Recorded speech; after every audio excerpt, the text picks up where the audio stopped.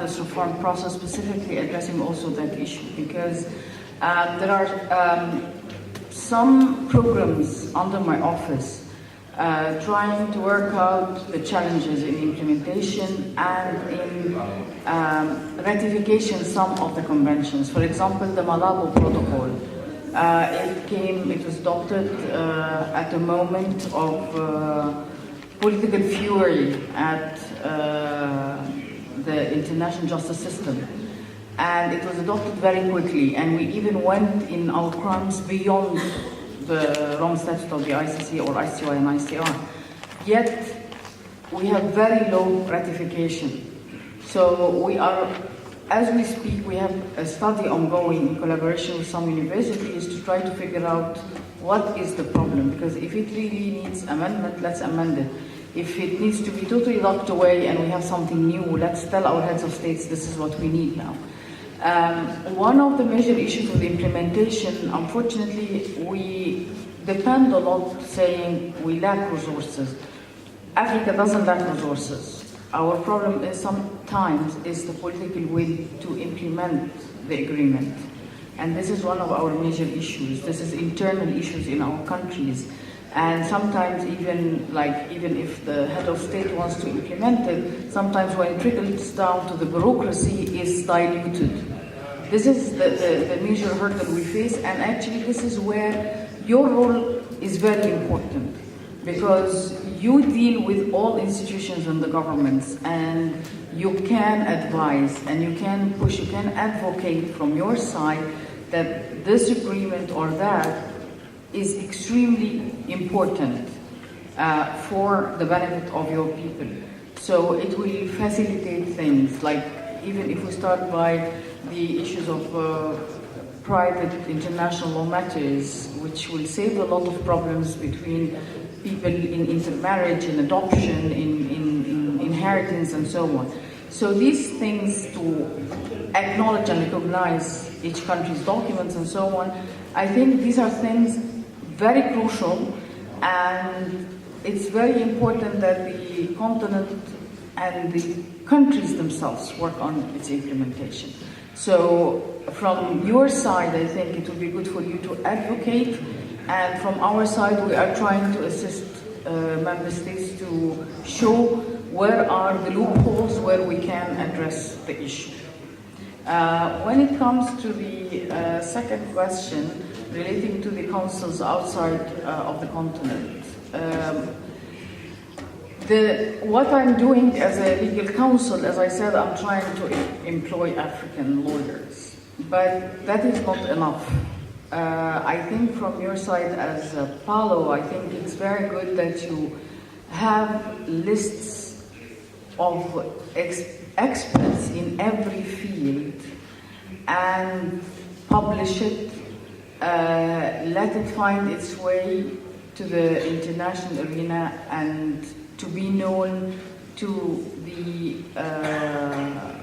continent and to the leaders and those who are working in the field. We are trying in my office with the issue of the ACFTA to think of different options with regard to arbitration when it comes to trade in the continent. We have many arbitration centers. Some of them are barely used, and they are all in the continent. So for now, we are trying to work on compiling those arbitration centers to tell our countries, we do have these arbitration centers.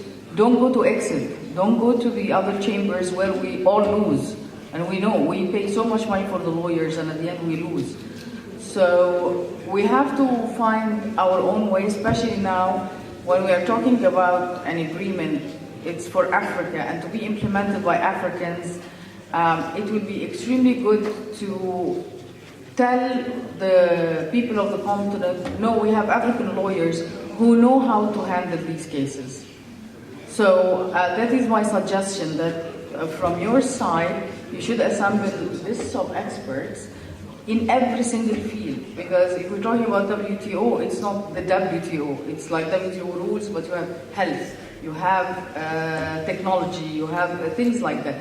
So those who are specialists in litigation, in health issues within the WTO, then they should be listed. then they will, even, I always say, how can a lawyer get the expertise on the international level without being appointed by a government? It won't work. So, and at the end of the day, governmental officials themselves do not do the work. They still hire external counsel. And I think it's also somehow a practice of even the big firms, because they have, I think it's a handful of firms around the world that control that market. If they have Africans on board, they don't put them on African cases.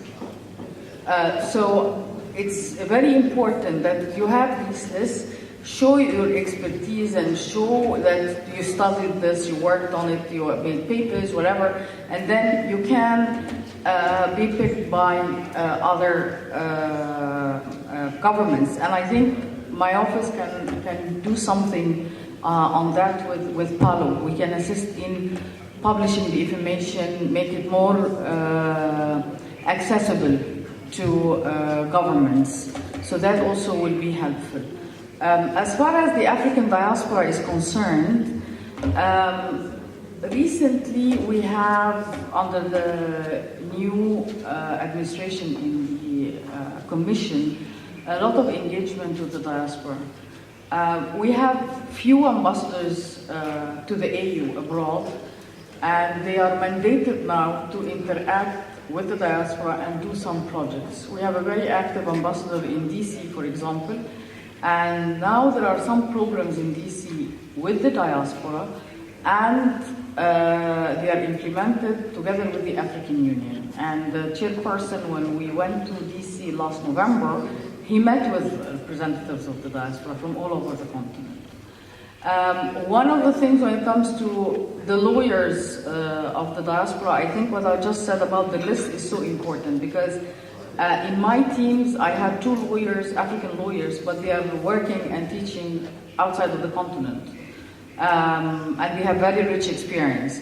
And I think it's also pertinent from your side to have more engagement with Palo and even with the African Union and other states to get more engaged with us. I think it's also very important to prepare lists of the good African lawyers in the diaspora, where we can have them to help us whenever needed. I just came, I told you, from New York for the ICJ advisory opinion, and some of the ambassadors and ministers in the subcommittee, the ministerial subcommittee on the ICC, were asking me to consult on having, like the question we'll put before the court to be adopted by the General Assembly. They wanted me to engage foreign lawyers because they were worried, just like if it's Africans, would be only with African perspective. So I said no, because I'm engaging lawyers from the continent, and some of them, they are abroad. Like they are teaching abroad, they have stood before the International Court of Justice before, they know the technicalities of the work, and they are still Africans. So for me, it's very important to keep promoting this idea.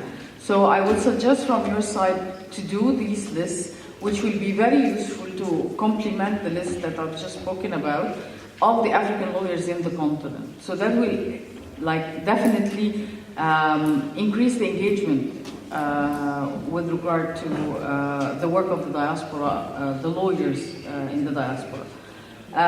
Moreover, of course, if both of you can provide me with this list, so whenever we have cases, maybe through Palo, if you assemble these lists, whenever we have cases in the African Union, within your field of expertise, we can have some engagement and appoint to work with us. So I think it would be a very good idea as well. As far as the courts are concerned, this is a policy issue and I'm not in a position to answer. All I can tell you that for the time being, what we are trying to do, first of all, trying to figure out where are the problems that are going on within the current structure of the African courts and try to address it. The real problem when it comes to the issue of accessibility to the courts, especially international courts, Usually member states become more protective of their sovereignty than allowing people to go to either the Banjul Commission or to the courts. So this is one of the major issues that we're not in the position to handle. It's for the states to decide on. But from our side, what we are trying to do, and there is actually a request by the Executive Council to the Court on Human Rights to conduct a study about the issues and the problems they have in their engagement. And this is a continued process that is still working. And I will stop at that. Thank you.